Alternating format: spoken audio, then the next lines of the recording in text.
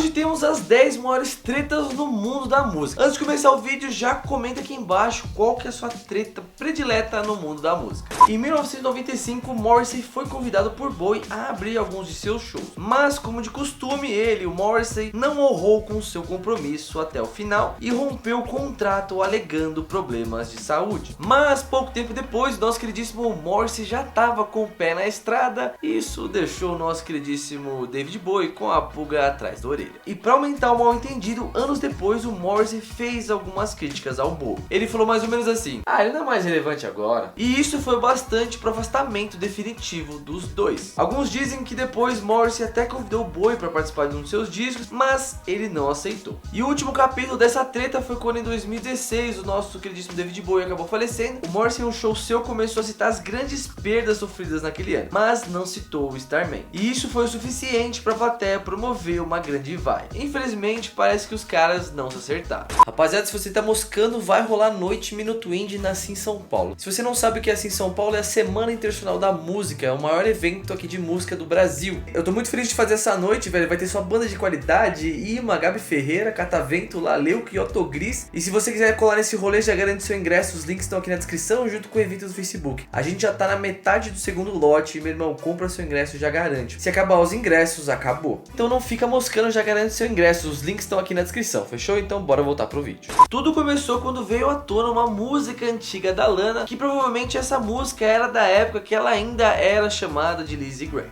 A música era So Legit e trazia os seguintes versos: Stephanie, you suck, I know you're selling 20 million. Wish they could have seen you when we pulled you off in Williamsburg. Pra quem não sabe, quem não lembra, o nome verdadeiro da Lady Gaga é Stephanie. Você pode até pensar que isso é uma baita coincidência, mas dado a um pequeno histórico das duas, é provável que essa letra de Lana Del Rey tinha um endereço e era Lady Gaga. As duas nasceram em Nova York e começaram suas carreiras ali mais ou menos em 2006 e 2007. Chegando a ter tanto Lana quanto Gaga seus EPs de estreia lançados pelo mesmo produtor, e pelo que parece, pela falta de recursos ali, o cara não conseguia dar atenção às duas e ele teve que escolher um caminho só. E ele escolheu a Lady Gaga. A Lady Gaga acabou assinando com uma gravadora e a Lana Del Rey ali teve que acabar se virando e achando seu próprio caminho. Apesar de todo esse rebuliço envolvendo o nome das duas, a Lana Del Rey deu uma entrevista mais tarde falando sobre isso e que isso simplesmente era um mal entendido. Essa treta já é uma treta antiga e é responsável pela dissolução de uma das maiores bandas dos anos 80. O The Police estava no auge de sua carreira em 83, porém a relação entre os caras estava péssima. O baterista Stuart Copeland e o vocalista e baixista Sting sabotavam um ao outro, apagando partes de músicas gravadas. E toda essa parada aí, mano, resultou numa turnê muito conturbada. Os caras nem se olhavam na cara um do outro. Pra vocês terem uma ideia do grau que ficou essa treta, o Sting chegou até a puxar uma faca e ameaçar o cara. Aparentemente eles superaram tudo isso e o The Police acabou voltando em 2007. Outra treta notória aí dos nossos queridíssimos Roger Waters e também o Tom York do Radiohead. Tudo aconteceu por causa de um show que o Radiohead marcou em Tel Aviv, Israel. Roger Waters se pronunciou publicamente dizendo que fazer isso seria endossar a opressão do governo israelense ao povo palestino. Já o Tom York via a questão de um jeito totalmente diferente e se explicou dizendo que o Waters queria pensar pelo Radiohead. Isso não foi o bastante pro Roger Waters, que acabou chamando o Tom de chorão. No final, o Radiohead chegou e fez o show lá em Israel e a vida seguiu.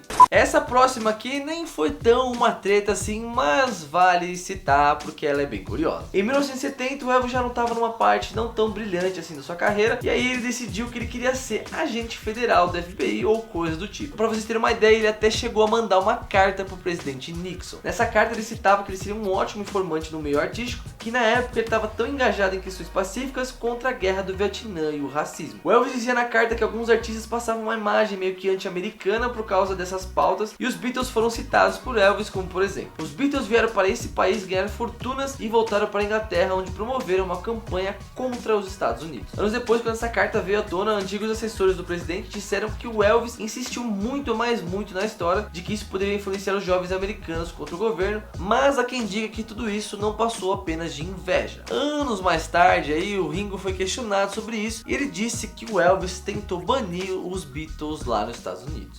Esses caras aqui, eles eram até amigos, mas Sabe quando os amigos se estranham ali, mandam um tomar naquele lugar? E quando o Jake começou, o Noah foi um dos caras que ajudou ele realmente a alcançar uma notoriedade. O Noah fez uma coisa que ele não faz muito com o Jake, que era elogiar as pessoas, e ele elogiou muito o garoto. Mas ele ficou sabendo que o Jake estava se reunindo com alguns compositores e isso não pegou nada muito bem não. Com isso, né, o nosso queridíssimo Noel Gallagher voltou à sua programação normal e começou a criticar bastante o menino. E ele falava umas paradas assim: se você precisa de ajuda para escrever canções, junte-se à porra de uma banda, não é? É por isso que a música tá morrendo. Pronto, e isso foi o suficiente para azedar a amizade dos caras. O Jake não deixou barato, mas ele se limitou apenas a dizer que o último álbum do Noel na época era uma droga. Essa treta aqui era mais uma zoeira interna do que uma treta real. No clipe de Walk do Foo Fighters, o Dave Grohl passa um dia difícil e se vê cansado na sociedade merda em que ele vive. E no clipe ele vê um adesivo do Coldplay num carro, pela sua expressão dá a entender que o Coldplay faz parte dessa sociedade merda. Questionado sobre isso, o Dave Grohl, como sempre, foi aquele cara mais legal do mundo, né? E ele simplesmente disse: nós não odiamos o Coldplay, nós apenas adoramos zoar o Coldplay. É diferente. Sabe quando seus amigos te zoam o tempo todo? É o que os caras fazem. E se nós estamos ferindo os sentimentos deles, bem, desculpe. Bom, pelo visto tudo pareceu uma zoeira, né? Tanto que o guitarrista Johnny falou uma paradinha sobre isso. Amamos o Dave Grohl, então qualquer coisa que ele fizer tá de bom tamanho pra nós. Sabe aquela história, né? Amigos, amigos e negócio à parte? Provavelmente você já deve ter ouvido falar disso. Sim, essa frase é que realmente define a treta entre Michael Jackson e Paul McCartney. Os caras sempre foram amigos, chegaram até a gravar músicas juntos nos anos 80, mas a amizade azedou quando o Michael decidiu comprar o direito da maioria das músicas dos Beatles. E eu nem preciso dizer que isso realmente incomodou o Paul McCartney. E pra variar, ele chegou a falar umas paradinhas. Isso não tá certo, eu tenho que pagar quando eu vou tocar Hey Jude. Hoje a situação tá tudo ok, o Paul McCartney tem seus direitos das suas músicas, mas não se sabe se a situação entre ele e o Michael foi resolvida. Aparentemente sim, porque quando o Michael morreu em 2009, o Paul McCartney lamentou muito a perda dele. Cada treta aí tem seu perfil, mas essa treta é aquela treta que você fala assim: mano, como que essa treta aconteceu? Em um livro sobre a cena musical nova-iorquina, o Nick Valencia, o guitarrista dos Strokes, comentou sobre uma antiga rivalidade com The Killers, dizendo que ele não entendia como a banda do Brandon Flowers se destacava, que eles não eram nada demais e que os Strokes tinham músicas muito melhores. Apesar dessa arrogância, os caras do The Killers levaram a provocação numa boa. O baterista Ronnie Vanucci disse que nunca imaginou The Killers no mesmo nível dos Strokes e se sentiam lisonjeados por serem citados em tal posição pelos Strokes.